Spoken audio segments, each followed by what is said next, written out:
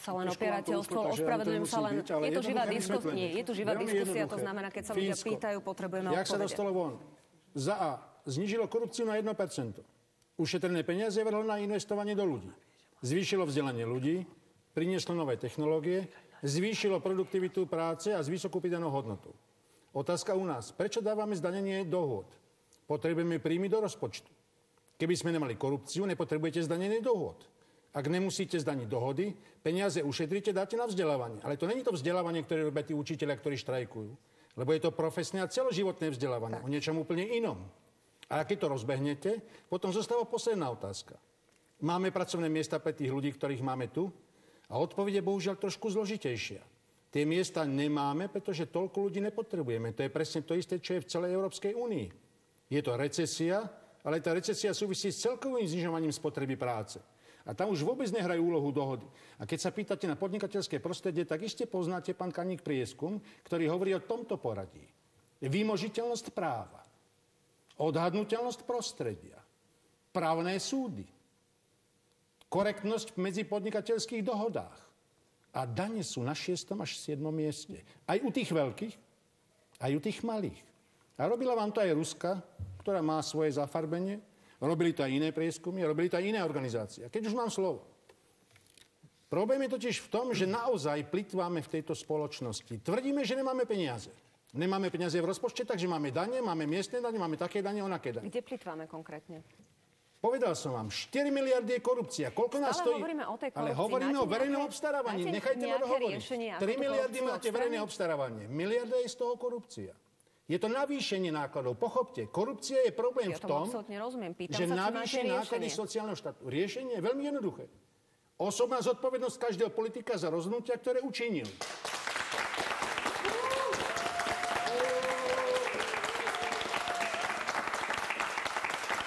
Druhá skutočnosť. Žiadne prevedenie na príbuzných, na otcovho brata, švagra, syna. Plná zodpovednosť celej rodiny. Po tretie, plná konfiškácia. Po štvrté, pár exemplárnych prípadov, kde postihneme všetkých na najvyšších miestach. Aby každý vedel. Veľmi rýchla reakcia. Pardon, ešte som nedohovoril. Čas sa nám kráti. Krátim to veľmi jednoducho. Brusel pochopil, že ak nebude riešiť korupciu, nebude riešiť tých 350 miliárd, čo je trojnásobok európskeho rozpočtu, nikdy sa z dlhovej krízy nevyhrabe. Dneska sme v zvláštnej situácii. Brusel tlačí na obmedzenie korupcie a hlavným odporcom sú národné vlády. Každý z ľudí, ktorí tu sedia, si položí otázku, prečo nemajú záujem na obmedzení korupcie. Nie je to len korupcia. 3 miliardy sú daňové úniky, 2 miliardy sú špekulácie DPH, 3 miliardy sú šedá ekonomika, miliarda je čierna ekonomika. To máte každý rok. V malej krajine, ako je Slovensko. A keď sa z toho spýtam, stačí pätina, tak máte odpoveď na to vzdelanie, na tú podporu, aby ste nemuseli riešiť problém zamestnania a sociálnej dávky. Máte na vzdelanie, máte na všetko ostatné. A ten vtip toho Fínska je v tom, že sú najkonkurencieschopní, majú vysoké dane a tí ľudia si zvýšili dobrovoľne dane z jedného dôvodu.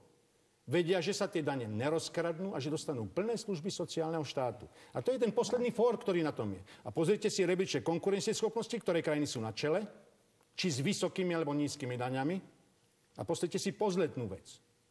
Tieto krajiny dokázali vyriešiť a udržať zamestnanosť aj v čase krízy, kedy všetky ostatné krajiny, včítane Nemecka, majú problémy. Koniec.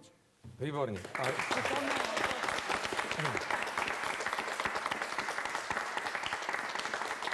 Naozaj poprosím stručne. Pán Staněk, a viete, čo je najväčší fór? Že vy ste bol štátny tajomník ministerstva financií. Vy ste bol poradca, alebo ste pána premiéra Fica. Vy sa tu obraciate na mňa? Čo pán ste vy urobili? Čo hovoríte? Kedy som bol štátnym tajomníkom ministerstva financií? Povedzte pravdu. Vy mi neskážte do reči. Nedávajte tu lživé pravdy. Tak až ste nebol, tak sa ospravedlňujem. Tak sa ospravedlňujte láskavo. Tak som si to prečítal vo svojich podkladoch. Tak ale si pozrite podklady. Pán Staněk, čo ste vy urobili preto, aby ste v rámci svojich rád pánovi premiérovi, tam ste boli, že? Alebo stále ste poradca pre pána premiéra? Čítali ste tie materiály, keď už toto si dovolíte hovoriť? Čo ste urobili preto, aby tu nebola korupcia? Nachystal som tých materiálov presne riešenie. Dovoľte láskavo. Tento pán ma sproste uráža. Aké rady? Tak ste videli tie rady? Aké rady ste dali svojim chlebodárcom, aby tu Videli ste nebola tie rady, pán korupcia? Kaník? A jaké rady vy ste dávali svojim finančným skupinám, ktorých ste pretendentom? Prečo sa tu obraciate na mňa? Je tu dneska vláda Roberta Ja sa Fica, vás pýtam, ktorej ste čítali ste poradcom. tie materiály? Ak ste ich nečítali, neotvárajte si hubu v tomto slova zmysle. Posledná veta. Pán Staněk, pardon. Toto ukončím. Vy sa neviete ani slušne správať, ale pani redaktorka, musím dokončiť. Musím povedať jedno, ak vy sa správate ako chrapuň, musím odpovedať rovnako. Pán Stanek, vy ste známy expert na negatívne predpovede. Je o vás tiež známe, že skoro žiadna sa nevydarila. To, čo vy ste dnes povedali, znamenalo by, že ľudia zo Slovenska sa majú zdvihnúť a odsťahovať sa. Lebo vy ste tu vykreslili čierny obraz budúcnosti Slovenska. Ale to nie je naša úloha. Takýchto negatívnych komentátorov, ktorí sú zamilovaní do svojho expresívneho vyjadrovania, takých tu môžeme mať, koľko chceme. Pán Kaník, ste klasická ukážka lživej a podvodného vyjadrovania. Tak si láskavo pozrite moje radio odporúčania a potom si otvárate ústa. Páni, ak neprestanete. Nech sa páči. Nesmierne vážim, že je tu téma boja proti chudobe. Som nesmierne povďačná slovenskej televízii, že túto tému dala. A zároveň, že nás tu že sme tu pozvaní a môžeme tu participovať.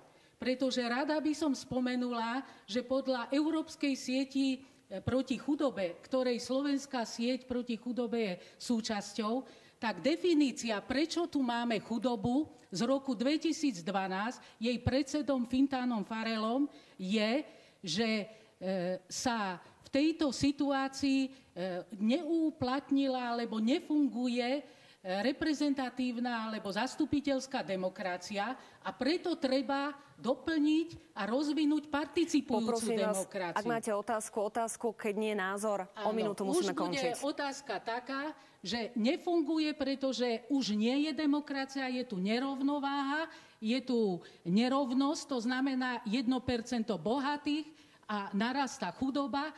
Pýtam sa každého z vás, prečo je tu tá nerovnosť? Ste mnohí boli aj vo vysokých funkciách. A čo tu treba robiť, aby sme my, diváci, a my, čo sme tu, dokázali sa dostať do toho diania a sami rozhodovať o problémoch, ktorým čelíme. Pretože my vám už nedôverujeme. Ak súhlasíte, odpovieme po skončení tejto relácie. Môžeme sa rozprávať ďalej. Žiaľ, čas nám vypršal.